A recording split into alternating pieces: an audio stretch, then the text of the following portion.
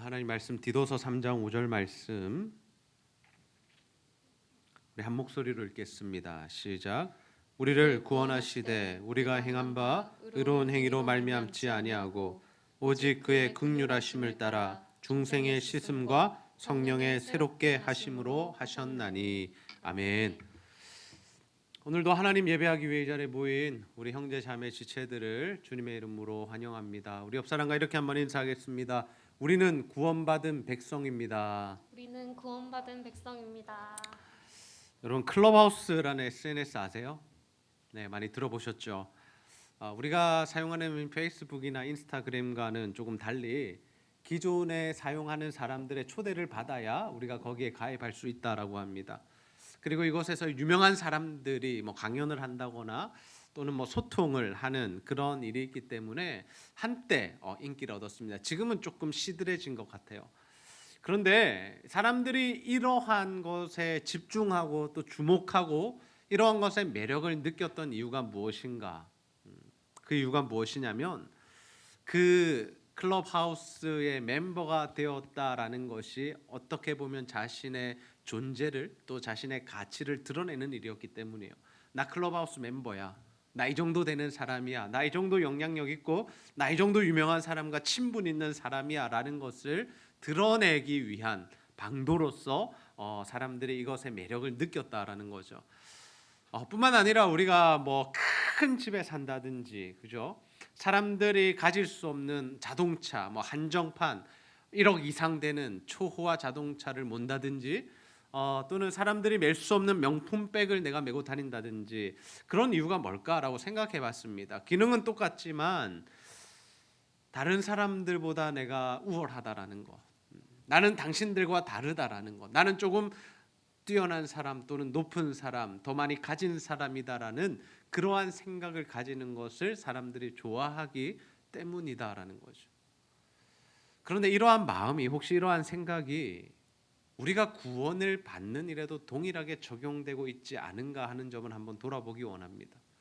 우리가 구원을 받은 하나님의 백성인데 혹시나 나는 예수 믿어서 구원받았고 너희들은 예수 안 믿어서 지옥 갈 거야 라고 이러한 자세로 우리가 신앙생활하고 있지는 않는지, 내가 받은 구원에 대해서 감사하는 것은 좋은데 무언가 좀 우월감을 느끼고 자랑거리가 되고 다른 사람과 나는 뭔가 다르다라는 그런 인식을 가지는 매력적인 요소로 다가오는 것은 아닌지 우리가 한번 생각해 보아야겠죠. 그런 의미에서 구원이라는 것은 과연 무엇일까요? 우리가 받게 되는 구원, 우리는 어떻게 구원을 받게 될까요? 더 나아가서 우리가 구원을 받게 되었을 때, 하나님 백성이 되었을 때 과연 하나님께서 우리에게 누리게 하시는 그 삶, 예수를 믿지 않는 사람들과 다른 점, 구별된 점은 과연 어디에 있는 것이겠습니까?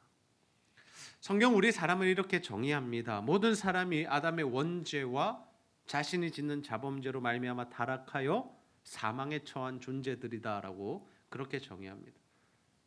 그래서 사람은 하나님을 찾을 수도 없고 찾기도 싫어하고 하나님의 말씀대로 살 마음이 전혀 없습니다.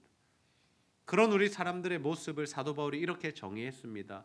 우리 로마서 3장 10절에서 12절 말씀 함께 한번 읽어보겠습니다. 시작. 기록된 바 의인은 없나니 하나도 없으며 깨닫는 자도 없고 하나님을 찾는 자도 없고 다 치우쳐 함께 무익하게 되고 선을 행하는 자는 없나니 하나도 없도다. 아멘. 이 말은 다시 말해서 우리가 전적 무능력한 존재가 되었다라는 거예요. 우리의 힘과 능력으로는 구원을 절대로 받을 수 없고 우리는 그저 죄를 지어서 타락한 악한 존재들일 뿐이다라는 겁니다. 우리가 세상을 바라볼 때 어떻게 바라봅니까?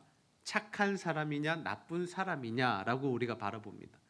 근데 성경은 그렇게 바라보지 않습니다. 모든 사람이 죄를 지어 모든 사람이 타락했고 모든 사람이 전적 무능력의 상태에 있다라고 그렇게 정의하고 있습니다.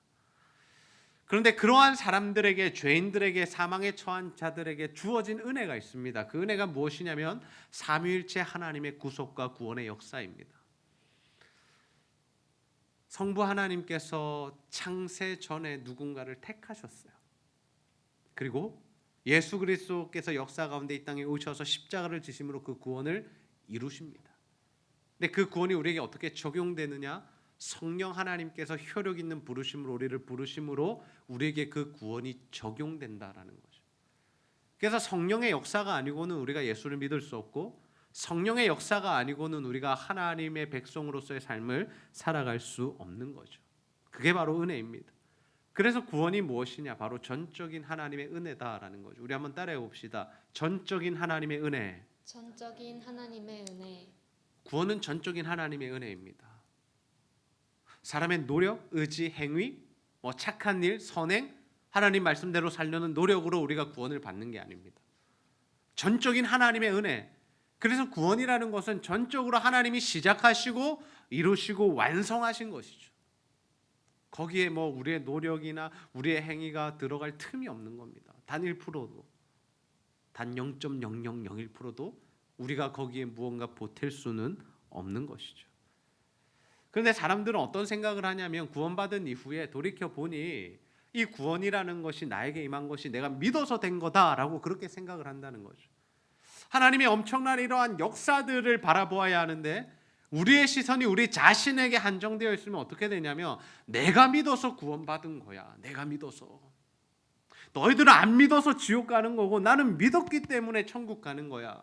나에게는 그런 믿음이 있어. 그래서 자신의 믿음을 자랑하기 시작합니다. 하나님이 우리에게 베푸신 구원을 그 구원의 중심에 하나님이 계셔야 되는데 누가 서는 겁니까? 자신이 서는 겁니다. 사람이 그 자리를 차지하려고 하는 거죠. 근데 그렇지 않습니다. 사실 이 믿음조차도 누구의 선물이다라고 말씀합니까? 하나님이 우리에게 주시는 선물이죠. 에베소서 2장 8절 말씀 함께 읽겠습니다. 시작. 너희는 그 은혜에 의하여 믿음으로 말미암아 구원을 받았으니 이것은 너희에게서 난 것이 아니요 하나님의 선물이라. 아멘.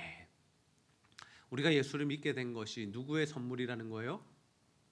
하나님의 선물. 하나님이 선물로 믿음을 주셔야만 예수가 믿어진다라는 겁니다. 지금 여러분이 예수가 믿어지는 이유가 뭘까요? 교회에 나오고자 하는 마음이 생긴 이유가 뭘까요? 이 자리에 나와서 예배를 드리는 이유가 뭘까요? 성령 하나님이 여러분 안에 계시기 때문이에요.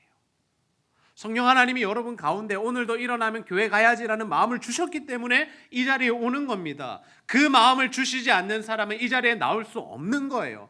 아무리 우리가 선물을 준다 하고 돈을 준다 하고 오면 뭔가 상을 준다 해도 안 오는 이유가 뭘까요? 성령이 그 마음 가운데 역사하시지 않는 거죠. 그러면 이 자리에 나올 수 없습니다. 그래서 우리는 하나님 앞에 날마다 겸손해야 합니다. 겸손해야 합니다. 우리가 받은 구원을 자랑거리로 삼을 수 없습니다. 우월감 가질 수도 없습니다. 우리는 그저 겸손하게 하나님께서 베푸신 은혜에 감사하는 삶을 살아야죠. 그래서 그 은혜에 감격했던 사람들, 그 구원이 무엇인지 깨달았던 사람들이 불렀던 고백했던 찬양의 가사가 뭡니까? 나 같은 죄인 살리신 주 은혜 놀라워. 나 같은 죄인 살리신, 나는 죽어 마땅한 존재인데 나 같은 사람을 하나님이 살리셨군요. 감사합니다. 구원해 주셔서 너무나 고맙습니다. 이 고백하는 거죠. 그래서 이 고백이 있는 사람들이 하는 고민이 뭐냐면, 그러면 나는 나를 구원하신 그 하나님을 위하여 어떻게 살아가야 할까? 어떻게 하면 하나님께 영광을 올려드릴 수 있고, 어떻게 하면 나를 위하여 십자가 지신 주님의 그 십자가 죽음이 헛되지 않게 하는 삶을 살아갈 수 있을까? 이 고백이 시작되는 겁니다. 특별히 우리는 이 구원의 문제에 있어서 성령님의 역사에 한번 주목해 보기를 원합니다. 여러분, 성령 하면 우리가 주로 어떤 것들을 떠올리게 됩니까? 어떤 단어들 떠올리게 되죠? 힘, 그죠? 능력, 은사, 이런 것들이 떠오르죠.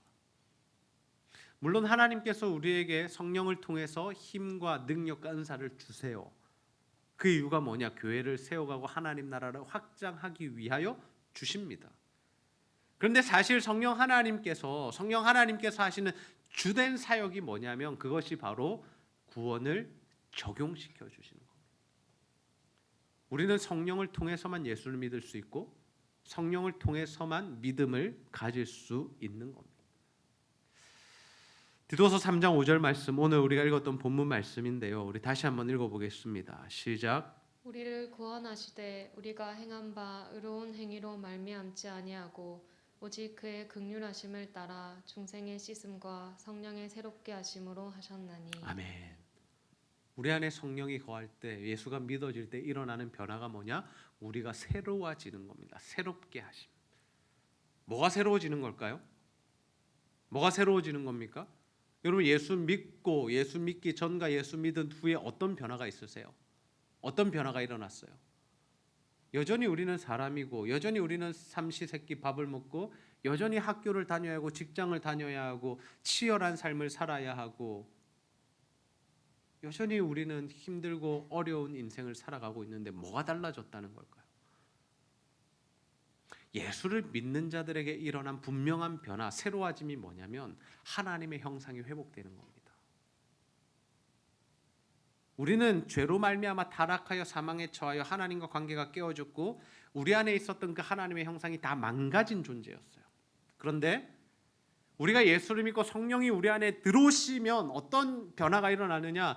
내 안에 그 깨어졌던 망가졌던 하나님의 형상이 다시 회복된다라는 거죠. 하나님의 형상이 회복될 때 일어나는 분명한 사건이 뭐냐? 예수가 믿어지는 겁니다. 그리고 하나님의 말씀대로 살고자 하는 마음이 생기는 거예요.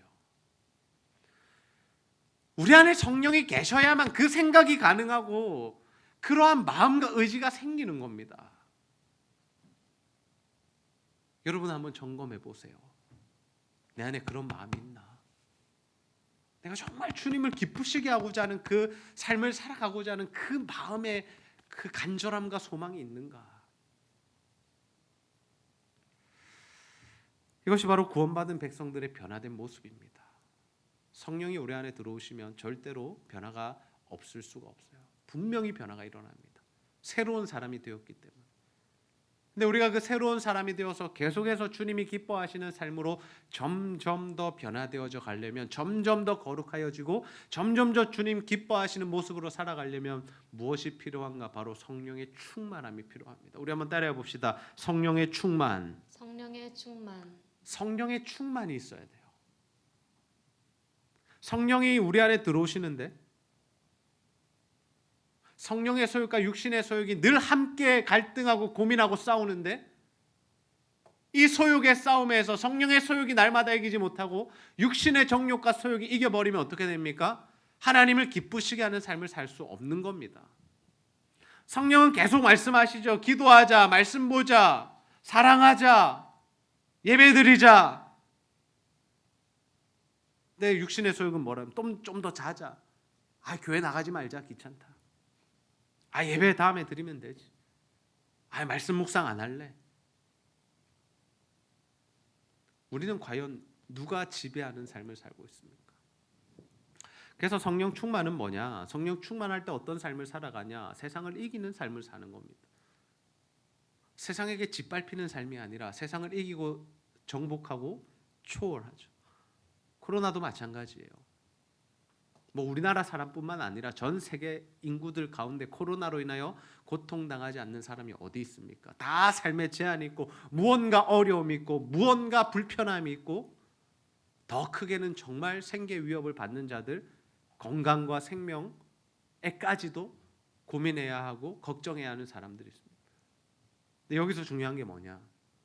똑같은 코로나의 상황인데 성령이 충만한 사람 그걸 이겨내더라라는 거죠. 극복해버립니다. 초월해버립니다. 현실을 인지하지 못하는 것이 아닙니다. 코로나 굉장히 위험한 거고 또 그것으로 인하여 우리가 정말 조심해야 하지만 성령으로 충만한 사람은 그걸 초월해버리는 거죠. 근데 성령으로 충만하지 않은 사람은 코로나가 아니라 감기 하나 때문에도 벌벌 떨게 되는 거예요. 더 사소한 문제에도 주님을 예배하고 기도하고 찬양하는 일을 포기해버리는 거죠. 근데 성령이 충만하면 어떻게 되는 겁니까? 코로나, 더 큰 코로나, 더 이상의 고난이 와도 이겨내는 겁니다. 승리해버리는 거죠. 베드로가 예수님의 이름으로 안진뱅이를 일으켰어요. 나면서부터 안진뱅이 된 자를 일으킵니다. 그가 서서 걸으며 뛰며 하나님 찬양하고 베드로도 그 시간에 복음을 전합니다. 그러자 누가 태클이 들어오냐면 유대 종교 지도자들의 태클이 들어와요. 뭐라 그러느냐? 너 다시는 예수 이름으로 말하지 마. 어떤 의미일까요? 야, 네가 전하는 그 예수 우리가 죽였어. 얼마 전에. 너도 설치면 죽는다. 너 자꾸 그 예수 전하면서 우리 신경 거슬리게 하면 너도 우리가 죽여버릴 거야. 베드로는 지금 살해의 협박을 받은 겁니다. 예수님이 실제로 죽었고 나도 죽일 수 있는 힘이 그들에게 있는 거죠. 근데 베드로가 이 상황 속에서 어떻게 대답하는 줄 아세요? 사도행전 4장 19절에서 20절 보세요. 베드로와 요한이 대답하여 이르되 하나님 앞에서 너희의 말을 듣는 것이 하나님의 말씀을 듣는 것보다 옳은지 판단하라. 니네들 말처럼 예수 안전하는 게 맞는 건지 하나님 말씀처럼 내가 예수 전하는 것이 맞는 건지 뭐가 옳은지 판단하라. 베드로는 어떤 판단을 내린 겁니까? 내가 보고 들은 바를 전하겠다.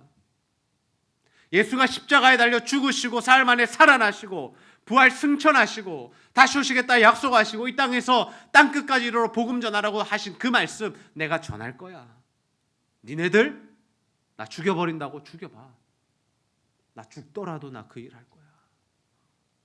베드로가 어떤 사람이었죠? 예수님 십자가 지실 때 도망간 사람이었습니다. 3번이나 부인했습니다.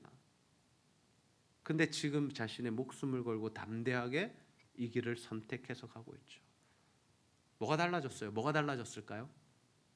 베드로가 변한 이유는 단 한 가지입니다. 그 이유가 뭐냐? 성령을 받은 거예요. 성령에 충만했다라는 거예요.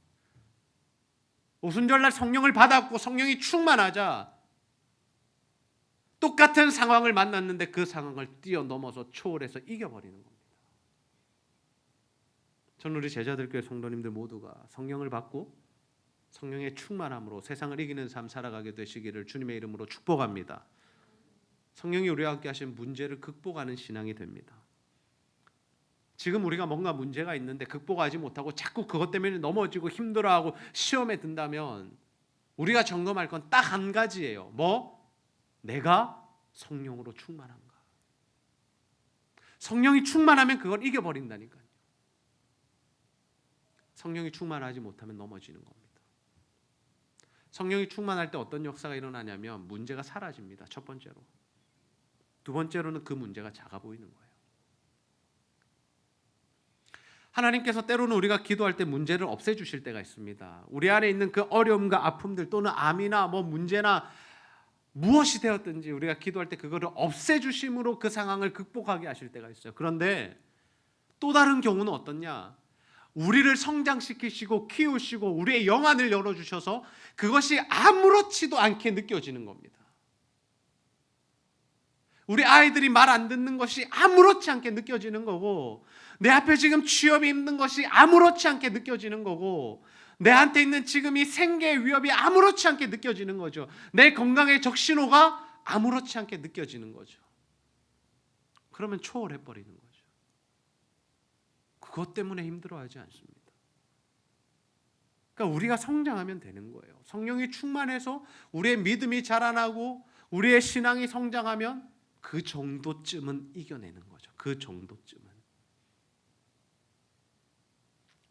똑같은 시험은 계속 올 겁니다. 얼마나 성장했느냐에 따라서, 얼마나 컸느냐에 따라서, 얼마나 성령 충만했느냐에 따라서 그 시험을 대하는 우리의 태도나 결과는 달라지게 되는 거죠. 성령 충만이 뭘까요? 말씀과 기도의 충만입니다. 여러분 안에 말씀이 충만해야 돼요. 말씀을 읽을 때 설교를 들을 때 그 말씀이 내 말씀으로 다가와야 됩니다. 그런 이야기가 있었지가 아니라 이 이야기가 내 이야기가 돼야 돼요. 이 말씀이 오늘 내게 들려지는 이 말씀이 나에게 주시는 말씀이 되어야 합니다. 기도하는 가운데 그 말씀이 역사를 하는 겁니다. 우리 안에. 여러분 삶에는 어떤 어려움이 있으십니까? 어떤 문제 때문에 고민하고 계세요? 어떤 문제 때문에 힘드세요? 다른 방법 찾지 마시고 다른 곳에서 해결책 찾지 마시고 하나님 앞에 나와서 승부를 보는 말씀과 기도로 승부를 보는 여러분 되시기를 주님의 이름으로 축복합니다. 하나님께서 에스겔에게 환상을 보여주세요. 성전의 문지방에서 물이 흘러가는데 어느 정도 거리가 지나면 그 물이 발목까지 차고 어느 정도 지나면 허리까지 오고 어디까지 지나면 이 사람을 뛰어넘는 능히 건너지 못하는 정도의 물이 되어버립니다. 가득 차게 된 거죠. 근데 그 물이 흘러가는 곳에 어떤 역사가 일어나느냐? 회복의 역사가 일어나요. 에스겔서 47장 9절 말씀 함께 읽어봅시다. 시작. 이 강물이 이르는 곳마다 번성하는 모든 생물이 살고 또 고기가 심히 많으리니 이 물이 흘러 들어가므로 바닷물이 되살아나겠고 이 강이 이르는 각처의 모든 것이 살 것이며. 아멘. 강이 흘러가는 곳에 모든 생물이 살아나는 겁니다. 나무들이 번성하고 물고기가 많아지고 무엇입니까? 회복되는 거죠. 살아나는 거죠. 살아나는 것. 이 말씀의 1차적인 의미는 성전의 회복이 이스라엘 회복을 가져올 것이다라는 의미입니다. 성전의 회복이 열방의 회복을 가져올 것이다라는 의미입니다. 그러니 결국 핵심 메시지는 뭡니까? 성전의 회복, 말씀과 기도와 성령의 회복이, 은혜의 회복이 모든 삶의 영역을 회복시킨다라는 것을 의미하죠. 우리도 마찬가지예요.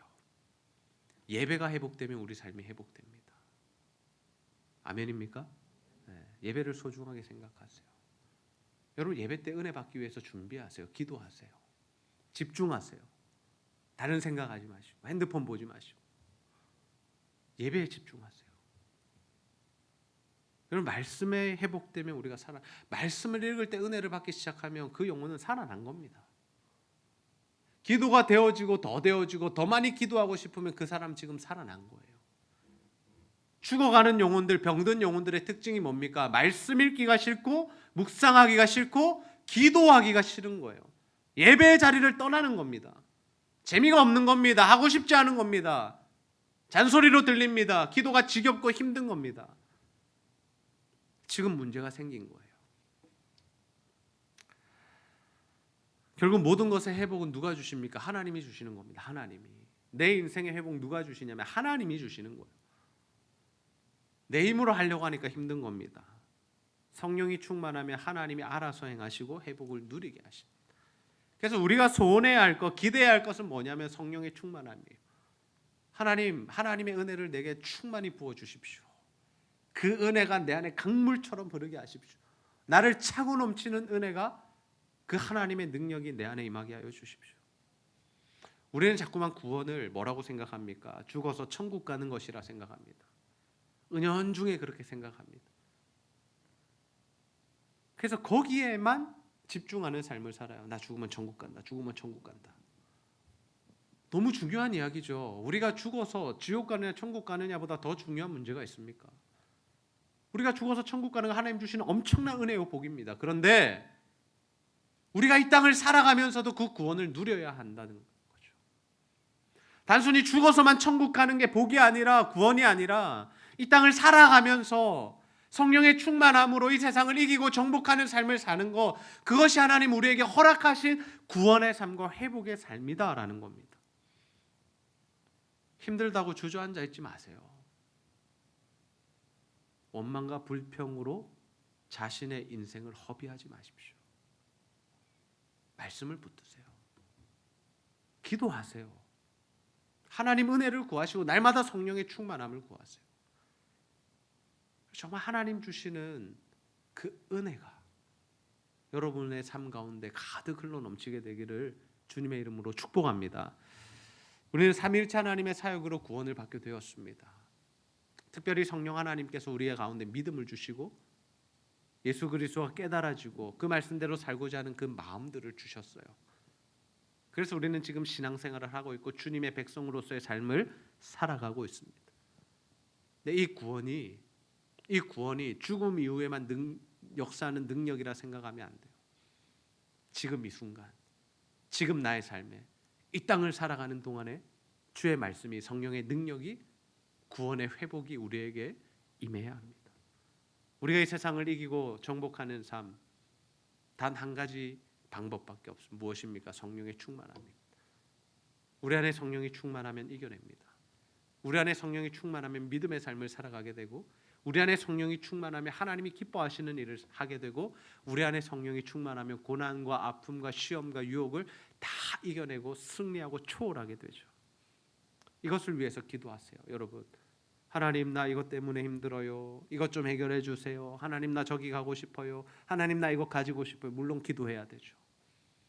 근데 그 현상들을 놓고만 기도하지 마시고 본질적인 문제, 하나님 내게 성령의 충만함을 주십시오. 하나님 내게 은혜를 폭포수같이 좀 부어주십시오. 하나님, 내가 말씀 읽을 때 정말 깨달아지는 은혜를 주시고, 하나님 내가 기도할 때 주의 음성을 듣는 놀라운 은혜를 부어주십시오.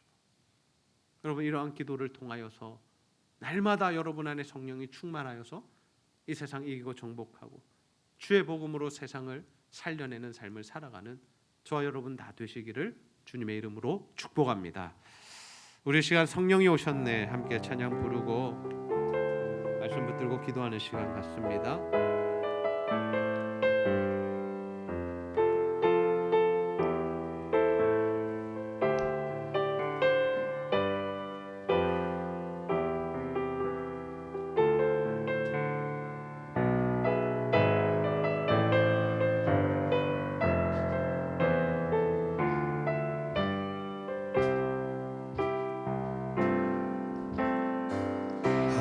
시절 지날 때 깊은 한숨 내쉴 때 그런 풍경 보시며 단식하는 분이 있네. 그와 같이 너희를 버려두지 않으리. 내가 너희와 영원히 함께하리라.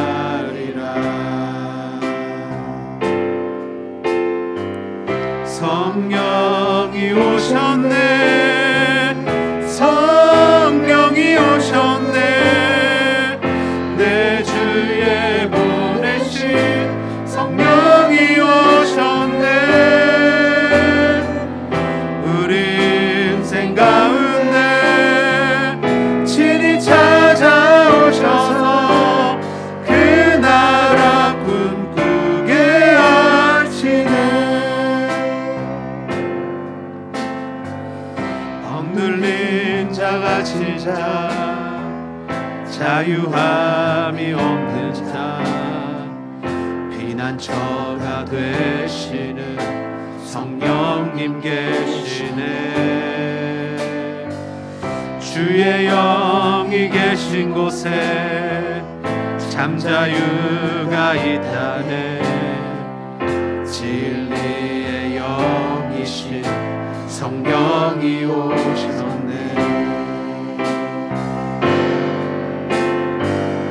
성령이 오셨네. 성령이 오셨네. 내 주에 보내신 성령이 오셨네. 우리 인생 가운데 친히 찾아오셔서 그 나라 꿈꾸게 하시네. 성령이 오셨네. 성령이 오셨네. 내 주에 보내신 성령이 오셨네. 우리 인생 가운데 친히 찾아오셔서 그 나라 꿈꾸게 하시네. 마지막으로 한 번 더 고백합니다. 성령이 오셨네. 성령이 오셨네. 성령이 오셨네. 내 주에 보내신 성령이 오셨네. 우리 인생 가운데 친히 찾아오셔서 그 나라 꿈꾸게 하시네. 시간 말씀 붙들고 기도합시다. 성령 하나님의 효력 있는 부르심으로 우리를 불러주셔서 우리에게 예수 그리스도를 믿는 믿음을 주시고 예수를 믿어 구원에 이르는 놀라운 은혜를 부어주시니 너무나 감사합니다. 우리 날마다 이 은혜 기억하며 감사와 찬양으로 살아가게 하여 주옵소서. 그러나 하나님, 그 구원을 죽어서 천국에 가는 것으로만 이해하지 않게 하시고 정말 성령의 충만함을 입어 우리 삶의 모든 문제와 아픔 그리고 세상의 유혹과 시험을 이겨내고 승리하는 우리의 삶이 되게 하여 주시옵소서. 이러한 기도의 제목들 가지고 하나님 앞에 간절히 기도하도록 하겠습니다. 아버지 하나님, 참으로 감사합니다. 오늘도 하나님 우리를 이 자리에 불러주시고 주의 하나님의 말씀으로 교훈하여 주시고 하나님 성령의 구속과 정령하심으로 아버지 하나님 우리가 구원을 받게 되었고 하나님 아버지 우리 하나님 은혜로 하나님 백성이 될 수 있었던 것으로요. 아버지 하나님 은혜와 사랑이 너무나 감사합니다. 날마다 감사하옵소서. 주여 우리를 기억하며 살아갈 수 있도록 아버지 도와주시고 하나님